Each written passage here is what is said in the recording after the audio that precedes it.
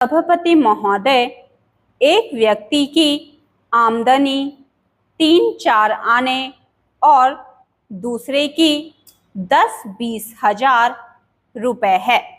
अगर वित्त मंत्री महोदय इस विषमता को दूर नहीं करेंगे तो समाजवाद का नारा बिल्कुल कोरा और कागजी सिद्ध होगा। इस देश में 8-10 करोड़ हरिजनों का एक ऐसा वर्ग है जिसकी आर्थिक स्थिति बहुत गिरी हुई है।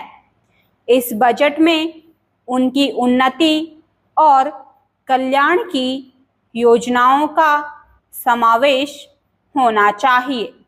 वित्त मंत्री ने 1500 करोड़ रुपए के जो कर लगाए हैं उनसे देश के आम आदमियों की हालत खराब हो गई है। मुझे इस बात की बड़ी प्रसन्नता है कि योजना के अंतर्गत देश में विकास कार्य हो रहे हैं और अब हम इस दिशा में जो कुछ कर पाए हैं वह प्रशंसनीय है। लेकिन मुझे दुख के साथ कहना पड़ रहा है कि जहां कृषि के क्षेत्र में उत्पादन बढ़ रहा है, उद्योग के क्षेत्र में उत्पादन बढ़ रहा है, देश की संपत्ति बढ़ रही है, हर आदमी की औसत आय भी बढ़ रही है, फिर हमारे यहाँ की पुरानी गरीबी बिल्कुल नहीं हटी है।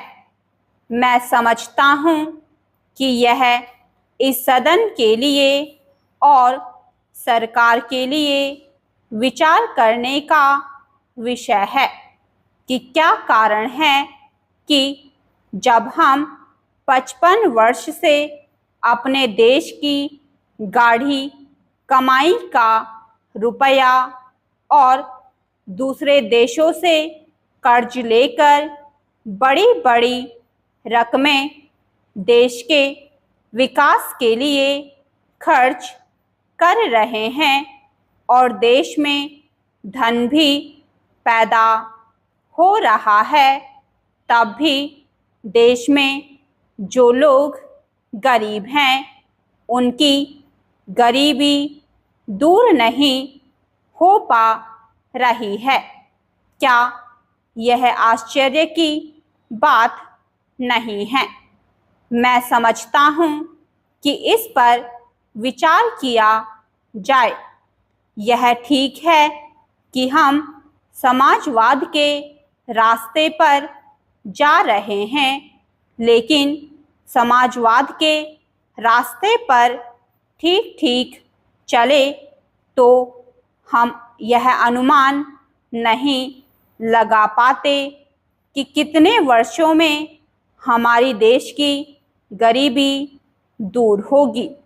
यह ठीक है कि हम योजना के तरीके पर काम कर रहे हैं, लेकिन इस बात को देखने की आवश्यकता अब पैदा हो गई है कि देश में जो धन पैदा होता है वह कहाँ जाता है। इतनी प्रगति होने पर भी हम देखते हैं कि गरीबी दूर नहीं हो पा रही है। गरीबों को खाने के लिए अन्न नहीं मिलता, पहनने के लिए कपड़ा नहीं मिलता। इसका क्या कारण है? यह गंभीरतापूर्वक सोचने की बात है।